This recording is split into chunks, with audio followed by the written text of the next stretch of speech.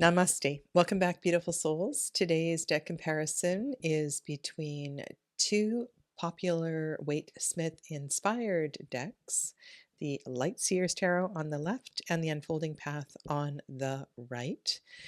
Both of these decks are published by Hay House, and both of these decks are, I want to say, slightly spiritual. They feel connected to energy and movement, a lightness of energy among the humans that are depicted in these two decks. And in the center is the Centennial Waite-Smith, a deck that I have been using in my classes for some years. And I really feel that this deck is one that has so many layers and levels to explore that are often overlooked. And it's been such a pleasure to use it in my courses over the past few years. So I know it very, very well. I've been reading tarot for almost 30 years and working with this deck a very long, long time. And it's with great curiosity that I look more closely at some of the contemporary Waite-Smith decks to see what it is they are picking up on from the Waite-Smith tarot. Is it the astrology? Is it the colors? Is it a little white book meaning of the card? Is it taking an idea or an archetype and expanding it in a really creative way through a unique expression that this deck might offer? So let's go through each of the cards and have a look at that. Really interesting how the colors of the unfolding path match the light seers so closely, the greens. And I'm also noticing here the color yellow. So yellow is often associated with the element of air. In the Golden Dawn system, this is the elemental air card. And this yellow gets picked up here, almost like the greens of the Fool's dress, costume, tunic are reversed with the air energy here. Love that this figure is falling backwards, almost in one of those trust exercises that you would see at a team building weekend or something like that. And she is falling into the flower of life. There's a lot of sacred geometry in this deck, and I really do love that. One of the reasons I love working with Kelly Burton's bee decks as well. The helium balloon, the butterflies also have the white flowers behind, white flower, white flower. So yeah, so quite a different kind of energy here, young soul, as opposed to having a scene where we are falling back or stepping forward through something in the Fool. Now, I do love a magician card that shows energy, the movement of energy between the hands. I'm a Reiki healer, and so connect deeply with this kind of energy, whether I'm healing humans, helping humans to move energy, or working with animals or plants. And so I deeply connect with this, but I also want to help students to understand how this kind of a magician card connects to this kind of a motion, body position, connecting as above, so below, connecting the energy from above to the earth, as within, so without, that kind of thing. This magician looks very different from what we are seeing in these two pictures. However, this is definitely something that is worth exploring and discussing. And if the magician card features prominently in a reading, I do love to talk about hands and heart and the movement of energy. And this is something you don't necessarily pick up on this card, I tend to, with some magician cards, talk more about your toolbox. Which of these tools are you going to pick up and embrace? Now, the magician is Mercury, planetary card, and maybe connected to 8 cards, maybe connected to other swords cards. And so with this card, I really want to pay attention to how the magician and how perhaps the element of Mercury is speaking to the other cards in the reading, but also magician as healer as well too. So that's another part of the hands and the energy movement, for sure, in the decks that were left and right. High Priestess.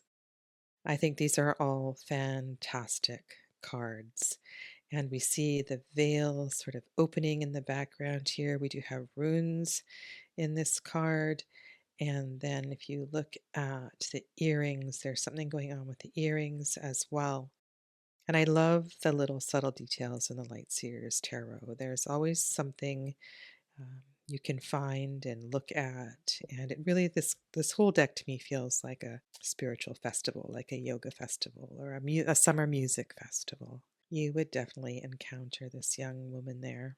The colors, right? So we're opening to the pink. There's something here with green and pink, which also could be interpreted as red and blue, feminine, masculine. But I just feel like we're opening to the mysteries. The crown chakra is opening, perhaps. We have stars in alignment with the central Sushumna Nadi. The persimmon is captured here, and we see a crone, a wise woman.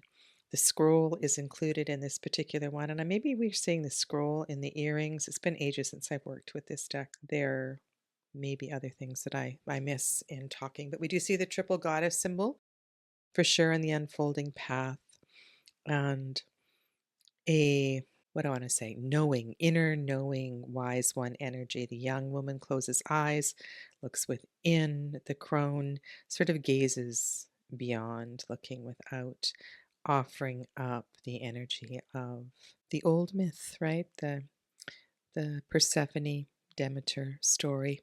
They're beautiful, beautiful cards. I don't think that anything is lost in either of those cards. All of the empresses face in the same direction, so that's going to be something interesting to look at to see if directions are changed, because in the last comparison with Waite-Smith inspired decks, that was something that I did notice.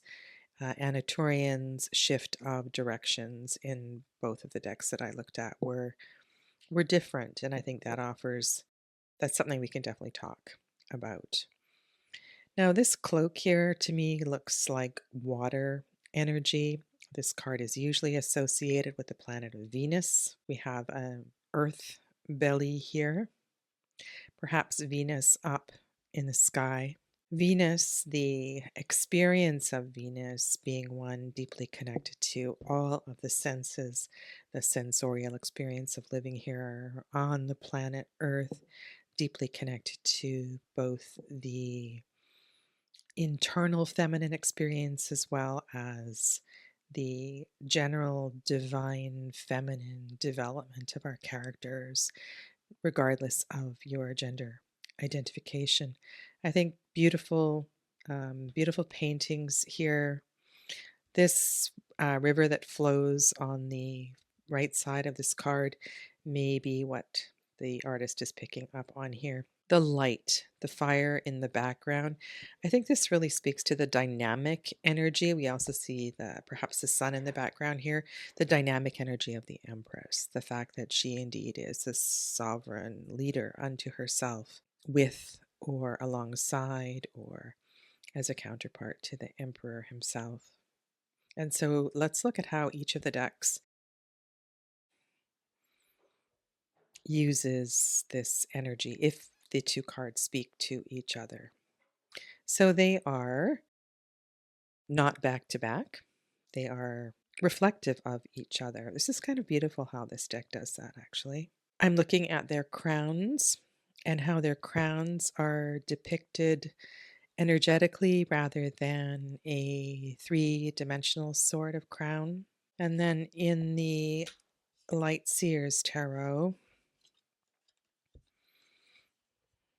definitely see the planet Mars, perhaps the Emperor sitting upon the planet Mars. We see the ram in the top left. Lots of movement of light and energy throughout this deck. Now, the chessboard.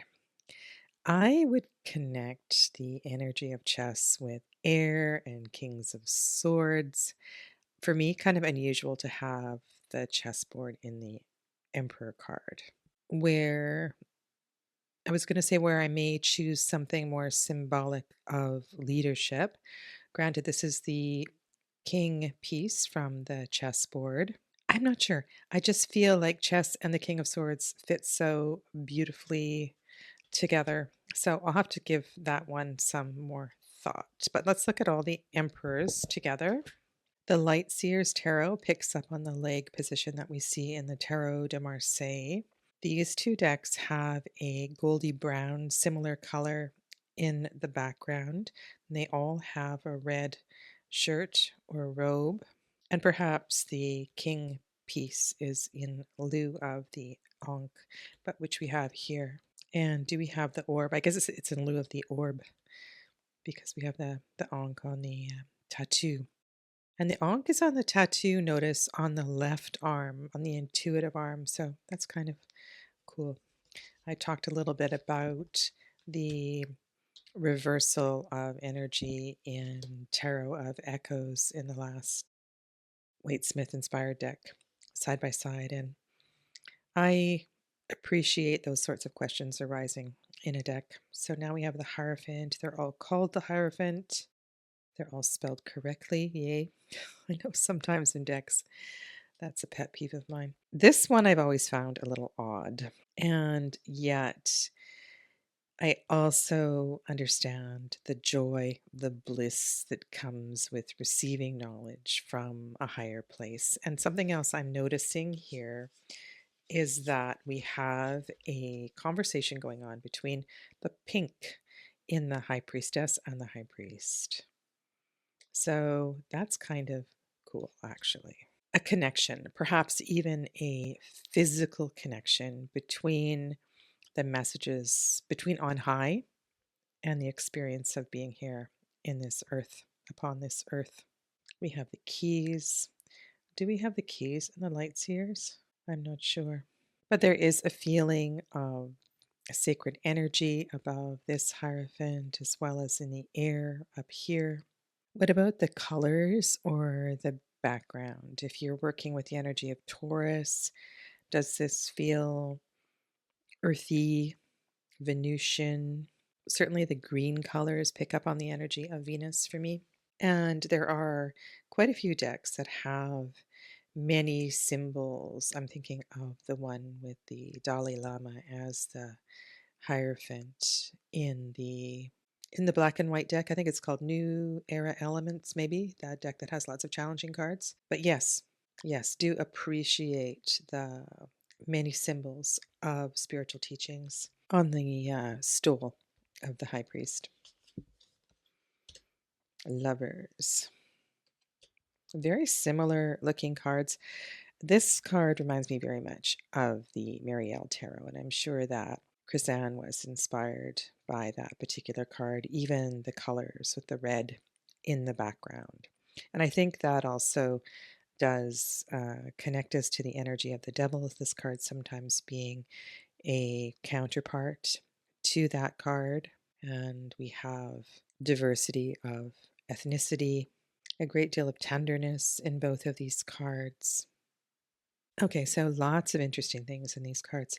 The black and the white are reversed from the Waite-Smith, which I really do appreciate, having the black on the left side of the charioteer, the left side of the charioteer's body, brain, as opposed to looking at it from the viewpoint of the viewer of the card. It's always troubled me in the High Priestess and this card having the black on our left as opposed to the left of the charioteer and the High Priestess. So I actually do kind of appreciate this. I just noticing the stars up here, lovely reproduction of the canopy over the head of the charioteer, and the black and the white tiger having the black stripes standing in for the black and the white, the perhaps the unification of our mind, of our actions, of our self. Both the light seers and the unfolding path have the white dress of the woman in the strength card. The animal is the same, at least partially, of the human on the left. And then we have the lamb. So we have the myth of the lion, the lamb, the story of the lamb and the lion, and that certainly fits very well here. We have the constellation of Leo in the sky, the symbol of the lemniscate as a tattoo carried on overhead in this deck. So all of the symbology seems to be carried within both of these cards. We even have the heart of the lion, and that may be symbolized by the red flowers in this deck as well too.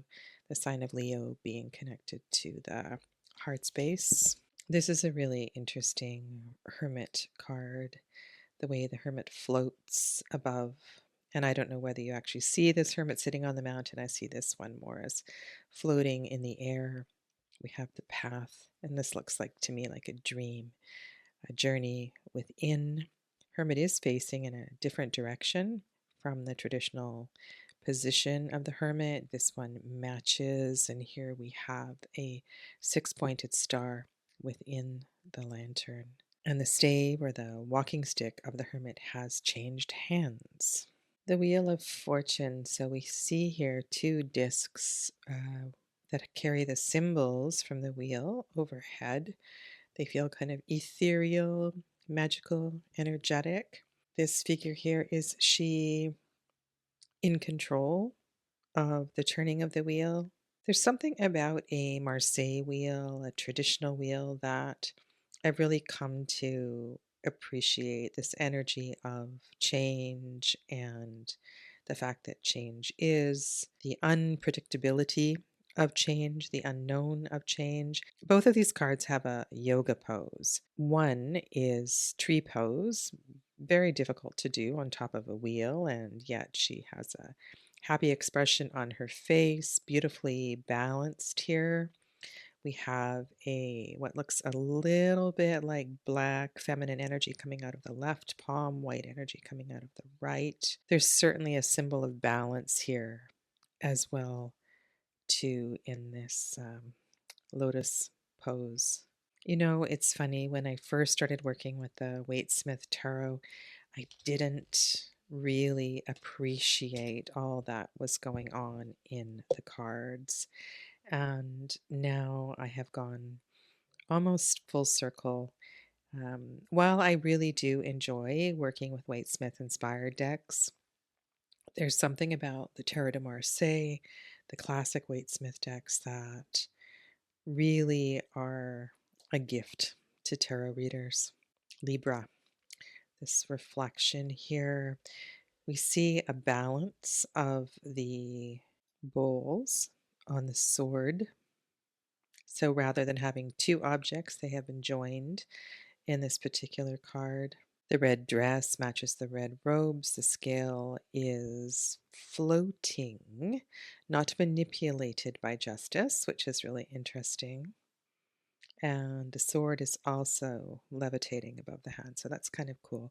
And behind, look behind Justice here. It's almost as if a sacred space, a portal of sorts, is opening behind Justice, as opposed to the veil that we cannot see behind in the Waite-Smith deck. If you work with runes, you may appreciate the messages that are available in the runes in several of the cards in this deck. I also wanted to look at these black lines that appear in many of the cards. If there is any sort of a message, a consistency, or if it's simply decorative, the way that these pencil lines, ink lines surround. Here you see them within, not so much in this card, a little bit at the bottom.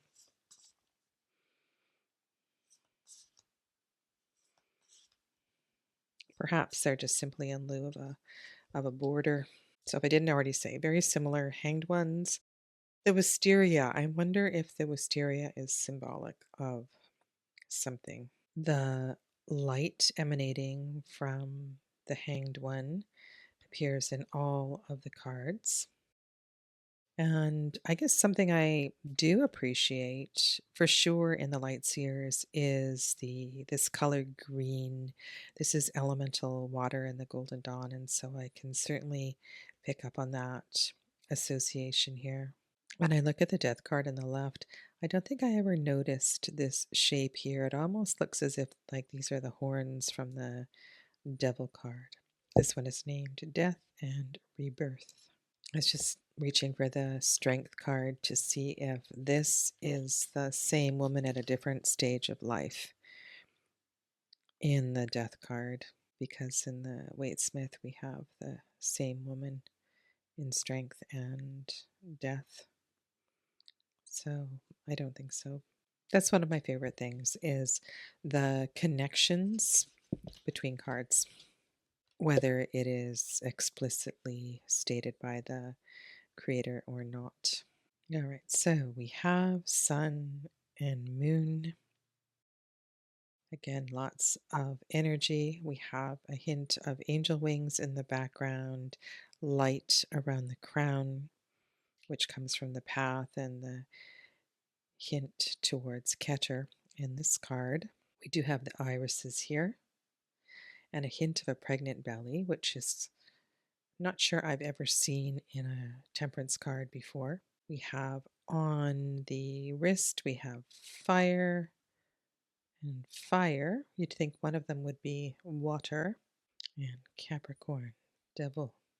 I do like the marionette in the corner here, and I'm wondering if you have already freed yourself from the binds that the devil has over you in this particular card. And if we think about this, the Lover's card was red, this one is green. So there might be something that you could pick up on the devil-lover's relationship in the Light Seers Tarot. All right, so Mars and the Tower. Unusual that we only see one figure falling from the tower, but she is wearing red, color of Mars. And here we have a scene in nature. The butterflies, the monarch butterflies, are being released, so definitely a symbol of transformation. The acorn also being a powerful symbol, and the star, a card of peace and cleansing and space and transformation. Sometimes we can pick up on a connection to the Fool, sometimes to Temperance, and even sometimes to the Lovers. So one of the things I do when I look at this card is usually hold it side by side with those majors and see if there is any intentional connection that the creator has picked up on. I'd say that those star cards are not in my top 10. Moon. So we have a dark goddess here, which fits really nicely with the energy of the moon. This one reminds me a little bit of the Wildwood Tarot, or even the Greenwood Tarot, with the egg in the water. And instead of an egg, we have a female figure. Beautiful clothing on the figure. We see the black and the white dog. This time the black is on the left, the white is on the right. What we don't really get captured in the decks left and right is the idea of the journey, the path through, particularly in Unfolding Path.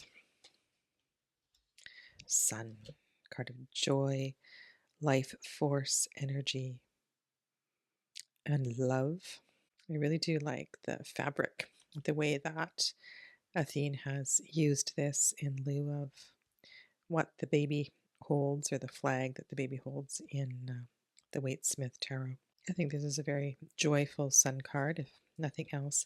And the wall, right? So the idea of the wall is kind of lost in both of these cards. I know there is a slight border in the Light Seers. Judgment.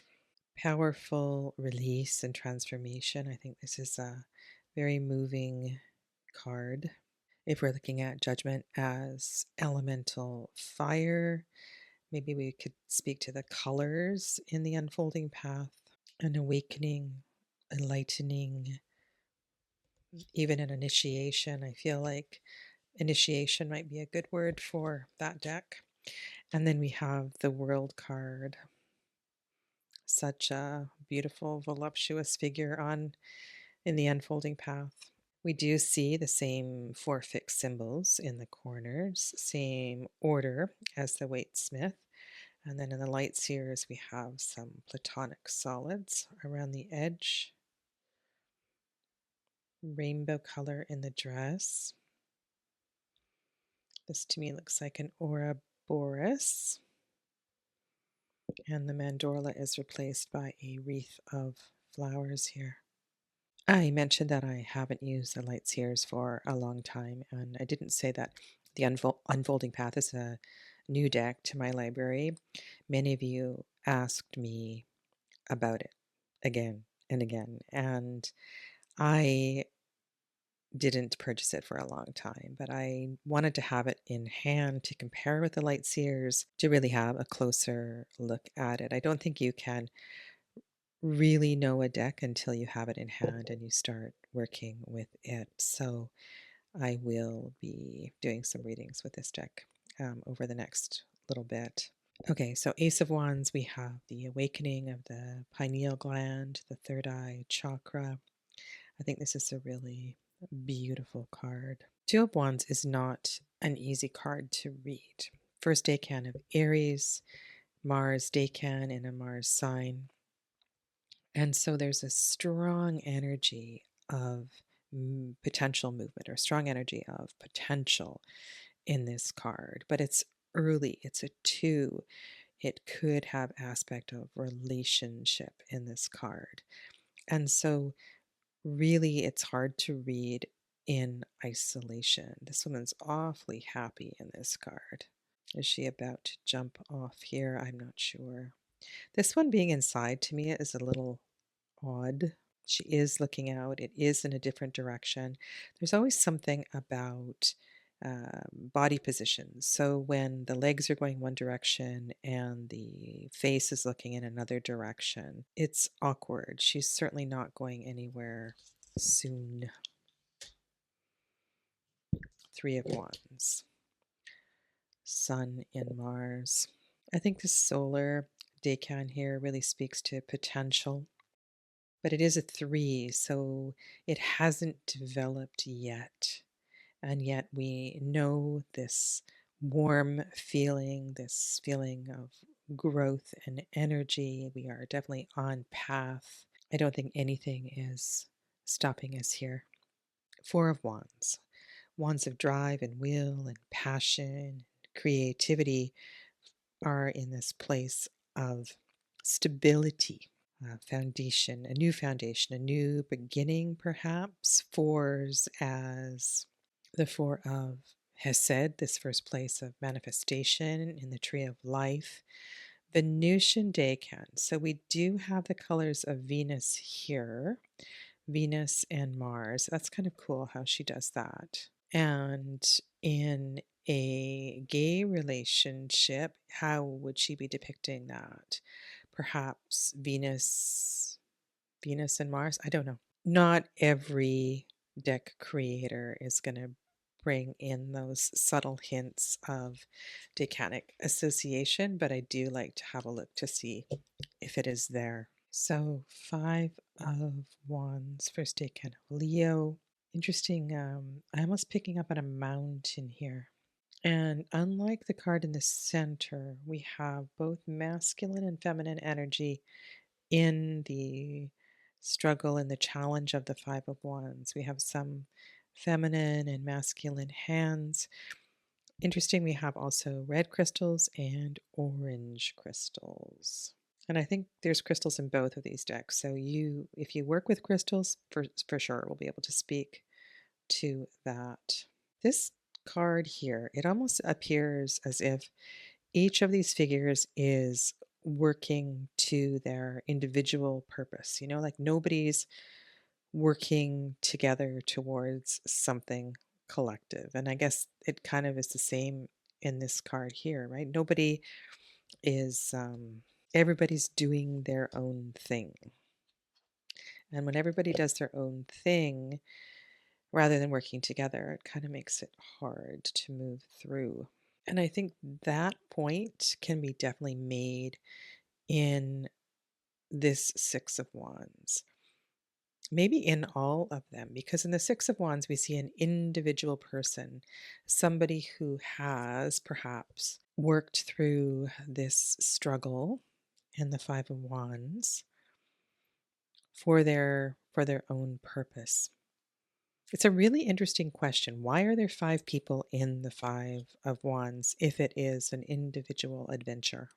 And then we get a touch of happiness and success and a place of peace in the Six of Wands. I'm just thinking about what I said about the Five of Wands and the individual struggle. And as a Saturnian decan, maybe only one can succeed, only one will come through. I'm not sure I've ever thought about that in terms of the Five of Wands, because we have five people and then one and then one. The warrior is certainly taking on more of an internal process in this particular Seven of Wands, but I do note they are looking to their right, to their active side, that the wand that is longest and tallest is also on the right side. Very active Seven of Wands here. I feel like in the Seven of Wands, at all costs and any cost, I will see this through. Even though I may find myself in a place asking, why did I choose to be here? With this particular Eight of Wands, I do kind of get this energy that when we bring all of this energy together, it creates focus and something much stronger. So if you think of eights as Hod and that level of clarity that can come with this eight, that this makes sense to me. We do see the focus with the parallel nature of the wands in these two cards, but this also it also works. Mercury moves really quickly, and that energy is pretty standard translation or interpretation of that card. Mercury as healer. Sometimes I can speak to that as well there too. Nine of Wands. One of the questions I asked recently about the Nine of Wands was if this actor was coming from the backdrop and stepped from the backdrop up onto the stage, why did he choose this wand to pick up and to hold on the stage? This one being perhaps the sixth wand. One, two, three, four, five, the sixth wand, or the fourth if you're going from this side. And I'm wondering if there is a special message in that. Is this six as night? Six Sephira being on the middle path, this being a lunar decan, also a nine, that this points straight up the tree of life. It's funny, all these years, there's so much to learn and study and reflect and grow with the tarot. The long journey home. You are almost there. It looks like she's got the wind at her back. The wind is helping to move her forward. She doesn't carry it all. Her ox carries some of the burden. Will you see this through to the end, or is there some reason it won't all quite make it there? I think this is a really important card to look at surrounding cards. I mean, all cards are, but the Ten of Wands has some complex layers to it. Love the salamanders on the jeans. This is really great. I think the expression in this Page of Wands matches the Waite-Smith really well. Not quite sure what I'm going to do with this newfound power. And yet this deck certainly captures the creative, and I just love the vivacious energy of the Page of Wands. It's one of my favorite pages. Page of Wands, Page of Cups. I like this one a lot. Knight. I love that Chris And has the drummer in this particular card. The horse is still here. This one's a little kind of missing something, but. And I'm just looking at this. I'm wondering why four? Why four wands here? Because knights are connected to the Sephira of Tiferet, which is 6. A knight would be probably the second court card. So let me know if you have any thoughts on the 4. Why the 4? Because in this deck, certainly the king is a king, right? It's not a prince. Queen of Wands. Is there any indication this is an Aries card and not a Leo card? Because we see the lions as well in the king, in these two kings. I love how the salamanders have been incorporated here. Okay, suit of cups. Heart, heart, lotus. The potential for the lotus flower here. The suit of cups as the suit of flow, the suit of energy. Certainly feel that with this gesture. I wonder if the potential of the Two of Wands is realized in the Two of Cups, or the dream of the Two of Wands is the story of the Two of Cups coming together in relationship, the healing of relationship, or the potential for healing through relationship. We have the Rod of Asclepius here as a tattoo, and perhaps watery colors of Cancer in both decks, left and right. This is certainly a happy deck. This is really interesting how they are looking towards the sky, looking towards the constellation of Cancer, looking towards the water. Kind of like this card. Three of Cups for me is a potent card of release, coming together to not only celebrate but also to let go. I really like decks that have and Torian did this in some of her decks, where you have different perceptions on one side of the card than the other. It's like there's this veil that is opening up here, and she's not seeing the magic and the mystery. But sometimes we truly have had enough. We can't feel one more feeling. We can't handle one more thing. And then we come to the Five of Cups. It's a lot. It's a lot to process here. But the potential for transformation through the Five of Cups is so huge if we can indeed feel our feelings. This card is so much more than noticing the upright cups behind, noticing the full cups behind.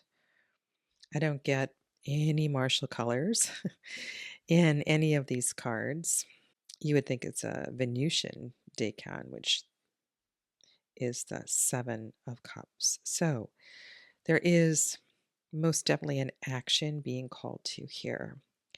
And maybe sometimes the greatest action is inaction, but I think knowing something about the astrology of Scorpio and the decanic connections can really help in the navigation of the 5, 6, and 7 of Cups.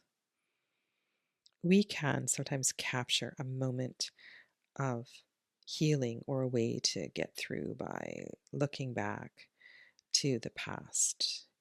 The energy of Scorpio, the cards of Scorpio are really difficult. So I wonder if one of the greatest things about this card is the medicine in the memory.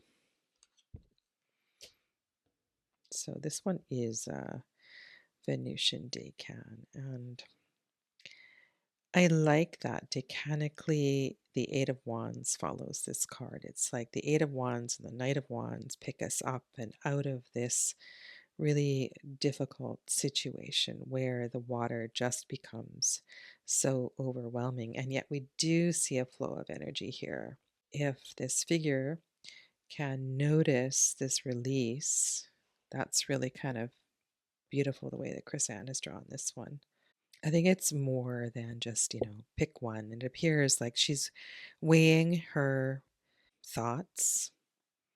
Should I choose this one? Should I choose that one? I think this also calls to the focus that comes with the Eight of Wands, the following card.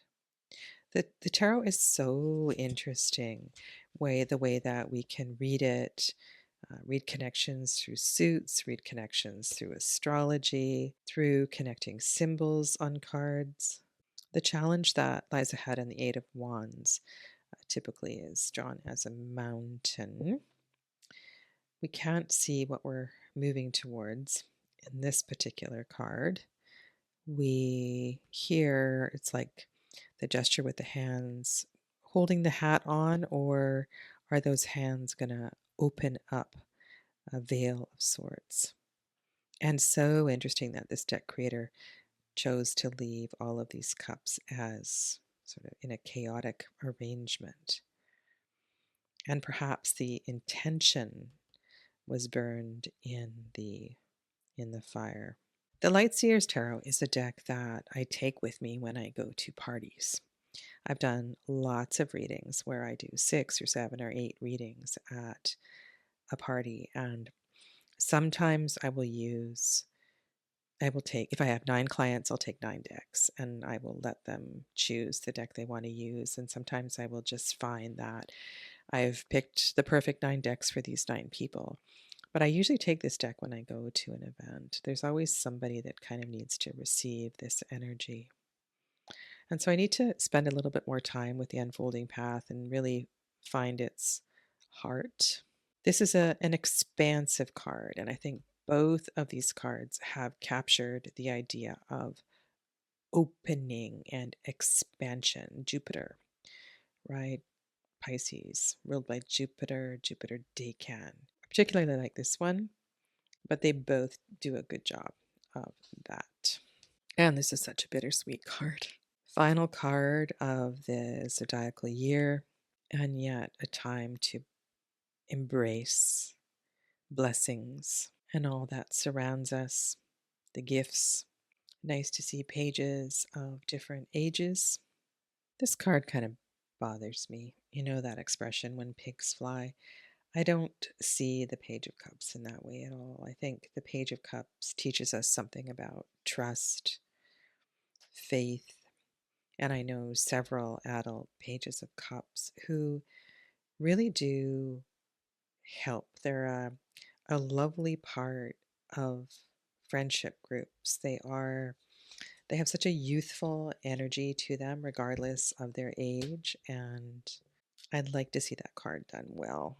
Knight of Cups. Rather than a card simply of romance, I want to be able in this card to ask, what is your holy grail? What does your heart truly desire? What is the path that you are moving towards? And I feel like both of these cards are just a little too saccharine for me. Queen of Cups, water of water. Here she appears, she could almost be underwater. This one for sure. I really like both of these cards. Completely connected to the energy, the flow. Both of these decks put the king much closer in the water than we see in the Waite-Smith deck, where the king floats on a concrete block. Another card that is certainly difficult to interpret in a reading. I do have a beginner's tarot course called Tarot Foundations, one where I look at sort of beginning connections, beginning correspondences among the cards with traditional meanings and numbers and symbols that take our understanding of the tarot beyond the little white book. Such a layered suit. We see mathematical formula here. We have the Nautilus also connecting us to the inner ear, perhaps this light connecting us as well to the pineal gland, which is located directly back from the third eye. usually level of the ear. That's really interesting how this is drawn here. Kind of well done. So the suit of swords, right? The suit of listening, the suit of thought, the suit of mind, the suit of voice as well too. Hearing, being connected to voice.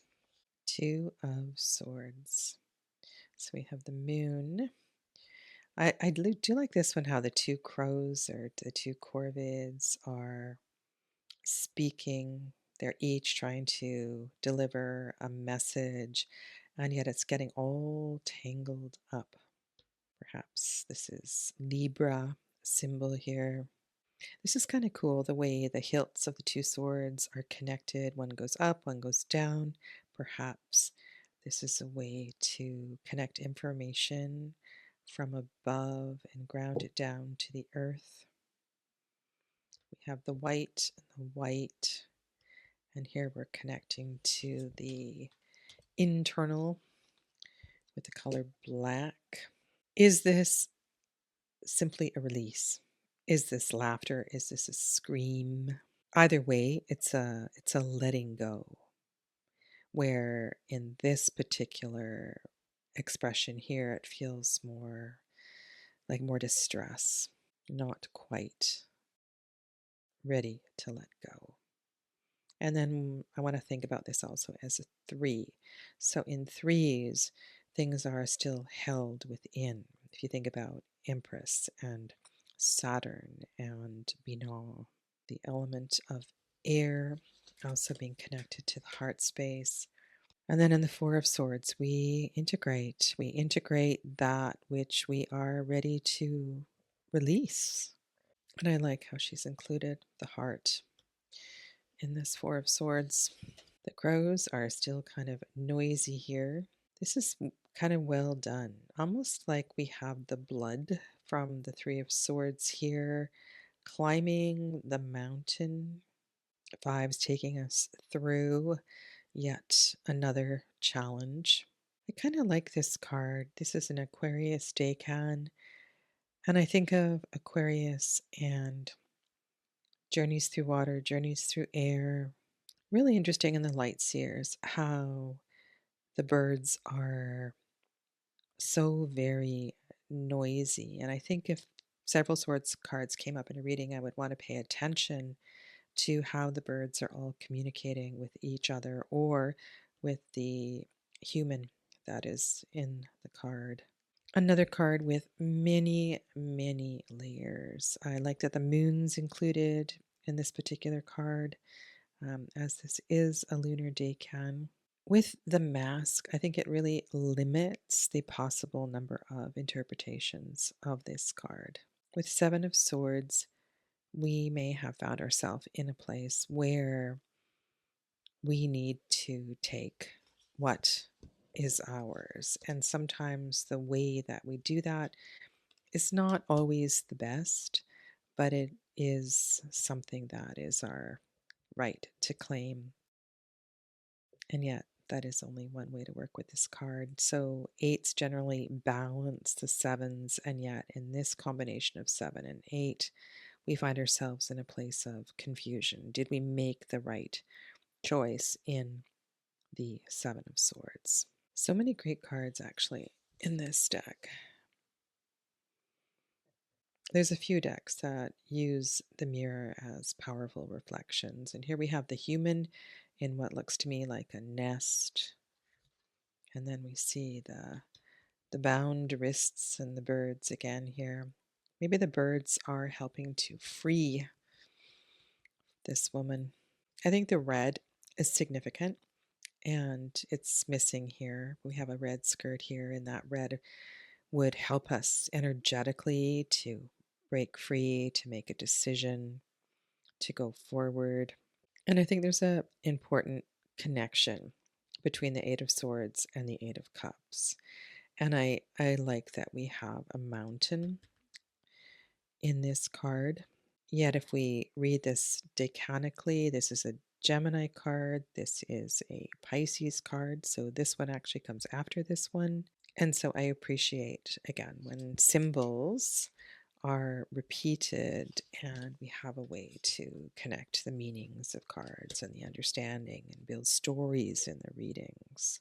Love that we have one ethereal bird here. This for me is a card of breakthrough, major lessons, if we can stay one moment longer and have the discipline to process all that we are picking up on in our meditations, in our dreams. And then we must surrender and let go. And while we will always carry those scars with us, and they will be part of our story, we don't need to identify as them. Something here reminds me of the Anna K tarot. I don't know whether it's a page or an ace. And I can't say that either of these pages of swords really do anything for me. Oh dear. Heir of air, Knight of swords. Perhaps racing back to love. Knight of swords. So there's a few decks where I really like this card. I'm thinking of the orange deck, the tarot of Lisa St. Croix. There's a few decks that do this so well, and I would say that these decks are not one of them. All right, Queen of Swords. I think this one is pretty good. It does get the facing right.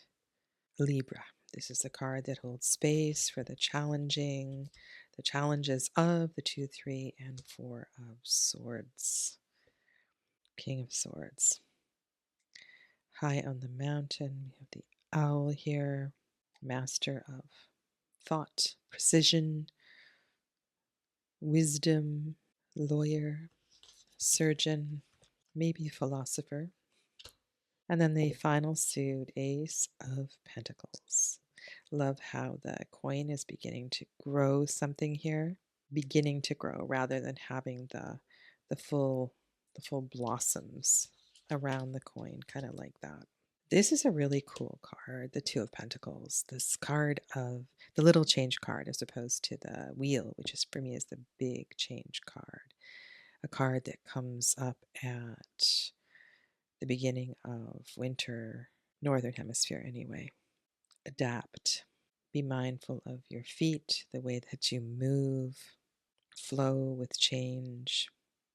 Both of these cards capture the energy of together we are stronger, that the triangle has more potential than the line.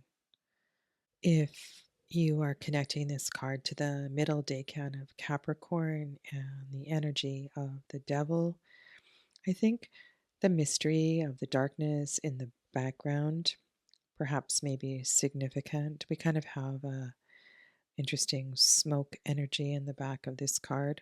This for me is not an easy card to read, and sometimes I would rather just read with pip cards because the amount of information in the illustrations can be overwhelming. And with all that I have built and grown and how I have succeeded through the early journey of the Suit of Pentacles, what am I going to do with all that I have grown and worked towards? This place of manifestation in a suit of manifestation can be a tricky place to be. And yet we have great possibility with the Four of Pentacles. And then, like all the fives, it can be too much. And sometimes we need to go out on our own or we find ourselves. And with that, there are things that need to be left behind. Kind of clever here with the key connecting us to the Hierophant, a card of reciprocity.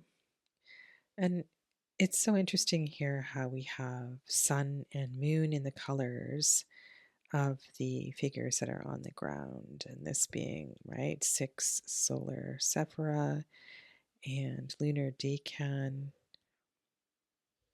This idea of the importance of balancing sun and moon. And I wonder if you get that in either of these cards here. And I know there's many, many other layers, but maybe as we give, so we receive. Another card of energy healing, a more subtle way of affecting the plants in the garden. Less is more. Do we have the discipline to do less? Sevens want to keep us going, going, going, urging on. And then this beautiful Virgo card, where we find ourselves truly doing what we love and loving what we do. 8 as hold, as clarity, maybe even a touch of healing in the 8 of Pentacles. And from that experience, we can find ourselves in a place of abundance and happiness. And yet there is a layer of protection. We are quite confined in this card. And something these decks do differently is the 6-3 orientation of the coins. And I don't know if that means something to you, but sometimes I read something into how the elements are separated in the deck. And here we see the green pentacle has landed. I wonder if you're going to pick up on there. I know we have several green ones. The red root chakra is up in the trees. These are all the herbs, I guess, that are hanging in the kitchen. So we are possibly inside in this card, maybe in a greenhouse. We do see the tree of life here. You've heard me speak to this card many times, so I'm not going to repeat myself, but the many layers that are hidden within this card, I find are often nowhere touched in Waite-Smith inspired decks. And it's certainly worthwhile studying this card if you don't know a lot of its layers. Page of Pentacles. This is kind of beautiful. Connection with the earth. This is kind of odd, actually. Well, I know that some of the pages look like they don't know what in the world they're going to do with their particular element, but I love this one. This one feels like from the minute they were born, they knew exactly how to be in this upon this earth. This is lovely. Night.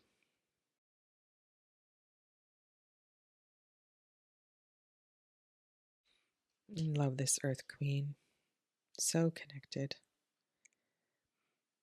And this one here feels, I don't know, a little bit like the slow tarot, maybe. It's very material. And I know some decks choose to go that way with the suit of coins. Some are very coinsy, very materialistic, and others are more earth-centric. Deck creator's choice. And I think we get both of that in the Waite-Smith tarot. And the King of Pentacles.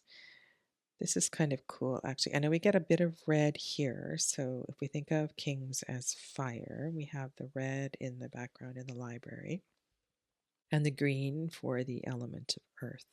Wisdom. I love that the King of Pentacles is a little bit older. So there you have it. Lighteers and Unfolding Path. As I mentioned at the beginning of the video, I need to give the Unfolding Path a fair chance to do some readings with it before I really pass judgment on the deck. But I think that it is probably not one I needed to have in my library. I don't know that it adds anything. It doesn't have a deeper message than any of the other cards I have. For the time being, I will reserve judgment until I work with it. I think the Lightseers it's a beautiful deck. It picks up on all kinds of interesting symbols and messages, and I will continue to use it from time to time. And yet truly neither of these decks hold a candle to the Waite-Smith and Pamela Coleman Smith's artwork. And yet, that is something I would never have said, even 15 years ago, until I had studied and really got into and learned to appreciate Golden Dawn decks in a very, very different way. So, as always, I thank you for your feedback, for your questions. I love it when you share stories of working with any of these decks. And please know that I'm always open to expanding and having another look if I've given a hard review of your favorite deck. Take good care of yourselves. Namaste.